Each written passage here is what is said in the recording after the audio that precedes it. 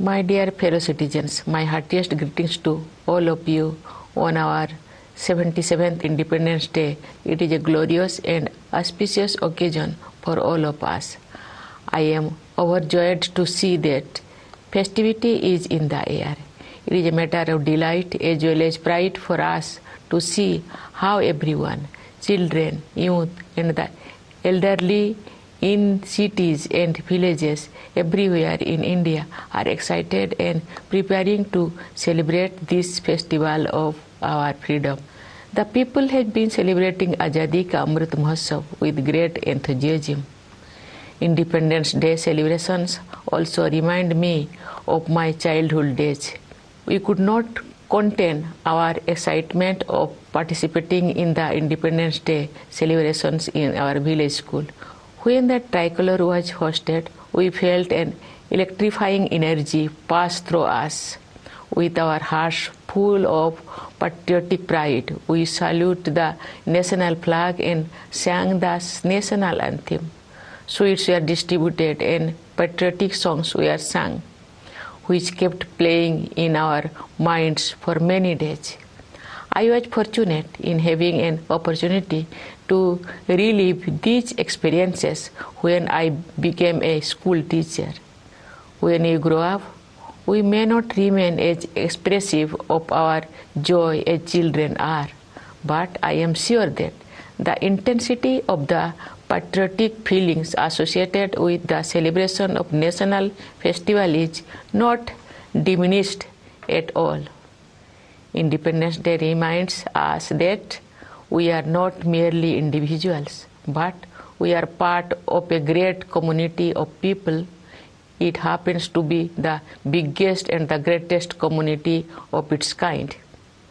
It is the community of the citizens of the world's largest democracy. What we celebrate on Independence Day is the fact that we are part of a great democracy. Each of us has many identities, apart from caste, creed, language, and region. We are also identified with our families and professions. But there is one identity that is above all, that is our identity as citizens of India.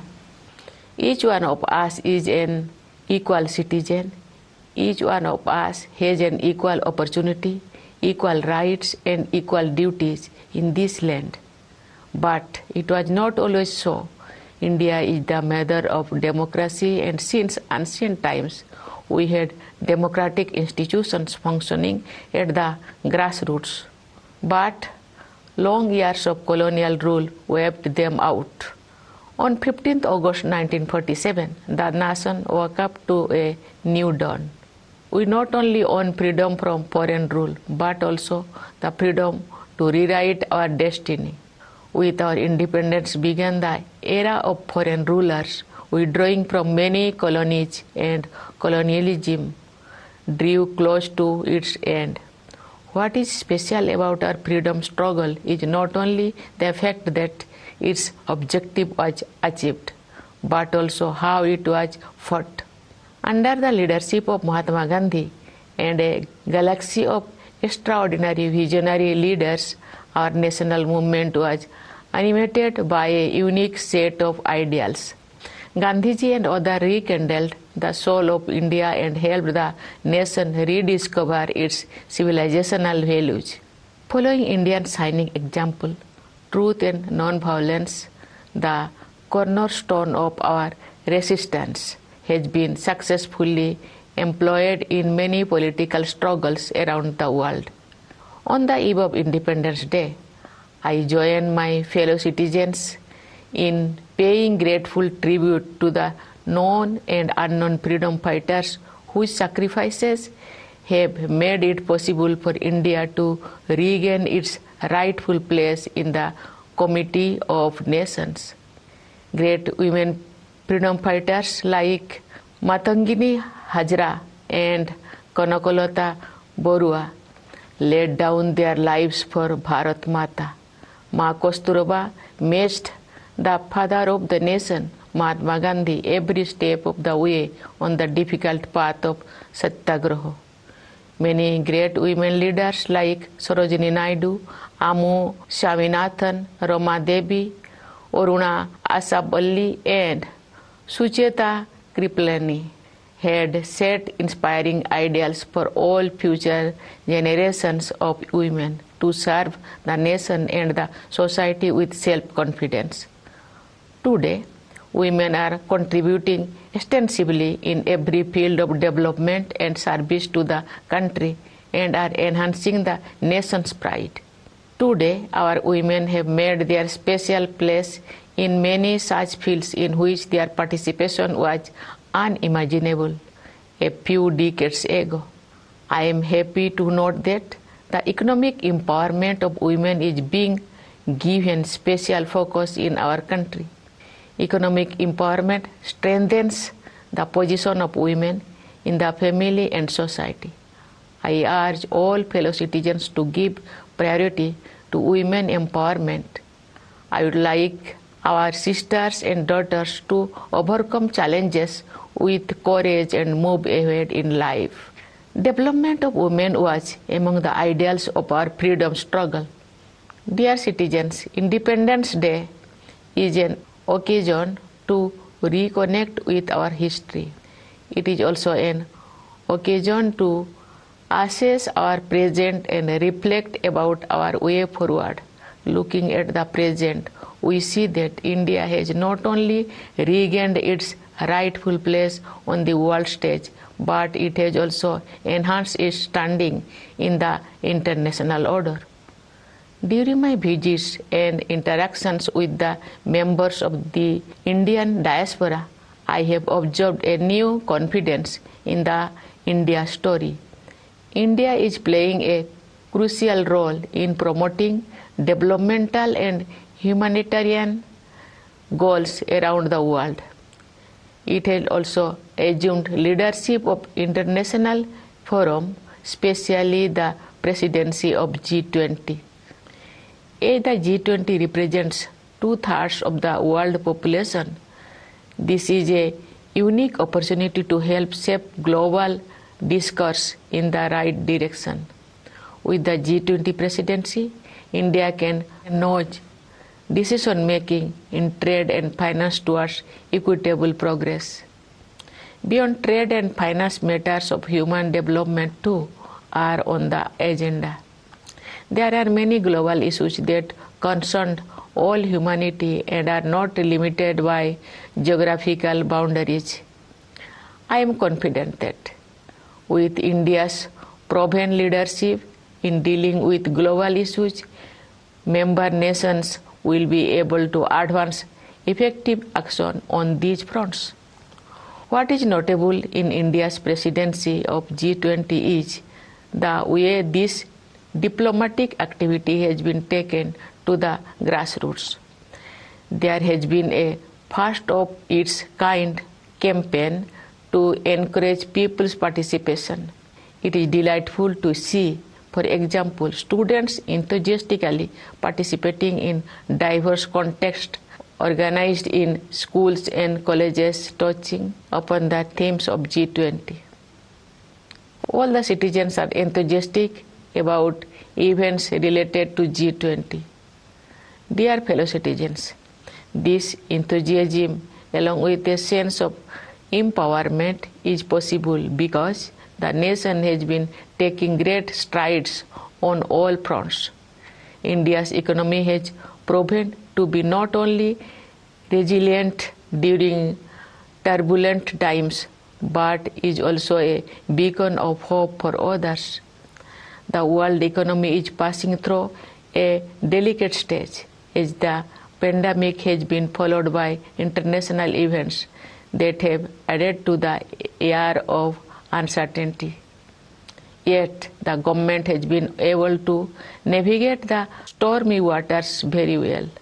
India has converted challenges into opportunities and has recorded high GDP growth. Our Annadata farmers have contributed significantly to our economic growth. The nation feels indebted to them. Inflation at the global level remains a cause for worry. But in India, the government and the Reserve Bank have managed to contain it. The government has succeeded in protecting the common people from high inflation, while also providing a more extensive security cover to the poor. The world looks up to India for global economic growth. The continued economic progress is driven by a two-pronged strategy. On the one hand, there is a sustained push to unleash the forces of enterprise by making it easier to do business and generate job opportunities. On the other, proactive and expanded welfare initiatives for the needy have been taken in various domains. Giving priority to the deprived remains the focus of our policies and actions that have lifted a large number of people out of poverty in the last decade. Similarly, there are specific programs to improve the conditions of tribals and encourage them to join the journey of progress. I appeal to our tribal brothers and sisters to enrich their traditions while embracing modernity. I am happy to note that along with economic growth, human development concerns have also been accorded high priority. Having been a teacher also, I have realized that education is the greatest tool of social empowerment. The National Education Policy of 2020 has started making a difference. From my interactions with students as well as educationists at various levels, I gather that the learning process has become more flexible. The visionary policy, which aims to merge ancient values with modern skills, will bring in unprecedented changes in the education sectors over the years, leading to a great transformation of the nation. India's economic progress is powered by the dreams of its people, particularly the young generation for whom limitless opportunities have opened up. From startups to sports, our youth have explored new horizons of excellence. The aspirations of the new India have infinite dimensions. The Indian Space Research Organization keeps scaling new heights and setting higher benchmarks of excellence. This year, ISRO launched Chandrayaan-3 and its lander named Vikram and its rover named Pragya are slated to land on the moon in the next few days. It will be a proud moment for all of us, and I look forward to it. But the mission to the moon is only a stepping stone for our future space programs. We have to go far ahead. For their work in space and also on Earth, our scientists and technologists are bringing laurels to the country. To foster the spirit of research, innovation, and entrepreneurship, the government is setting up the Anusandhan National Research Foundations with an amount of rupees 50,000 crore for next 5 years. The foundation will seed, grow, and promote research and development in our colleges, universities, and research institutions. Dear citizens, for us, science or knowledge are not ends in themselves, but are a means for the betterment of all the people. One area that merits urgent attention of scientists and policymakers all over the world is climate change. We have faced numerous extreme weather events in recent years. Parts of India have faced extraordinary floods. At the same time, there are places facing drought. These events are also attributed to the phenomenon of global warming. Therefore, it is necessary to make efforts at the local, national, and global levels for the environment. In this context, it is noteworthy that we have achieved unprecedented goals in the field of renewable energy. India is providing leadership to the International Solar Alliance. Our country is playing a leading role in fulfilling international commitments. We have given the mantra of life, that is lifestyle for environment, to the global community. Dear fellow citizens, extreme weather events affect all, but their impact is far more severe on the poor and the marginalized. Cities and hilly terrains especially need to be made more resilient. The larger point here is that the culture of greed takes the world away from nature. We now realize the dire need to return to our roots. I know that there are still many tribal communities who live very close to nature and in harmony with it. Their values and lifestyle offer invaluable lessons for climate action. The secret of the survival of the tribal communities through ages can be summarized in one word. That single word is empathy. They have empathy for all Mother Nature's fellow children, flora and fauna alike. Sometimes, however, the world seems to be suffering from a deficit of empathy. But history shows that such periods are only aberrations, and kindness is our fundamental nature. It is my experience that women have empathy in greater measure, and they show the way when humanity goes astray. Our country has entered Amrit Kal with new resolutions, and we are moving forward towards making India an inclusive and developed nation by the year 2047. Let us all take a pledge to perform our fundamental duty to strive towards excellence in all spheres of individual and collective activity, so that the nation constantly rises to higher levels of endeavor and achievement. Dear fellow citizens, our Constitution is our guiding document. Its preamble contains the ideals of our freedom struggle. Let us move forward with the spirit of harmony and brotherhood to realize the dreams of our nation builders.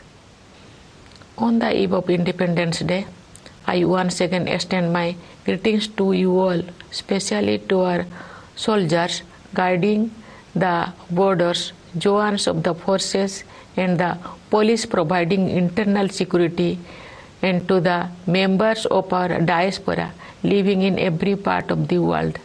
I convey my best wishes to you all. Thank you. Jai Hind, Jai Bharat.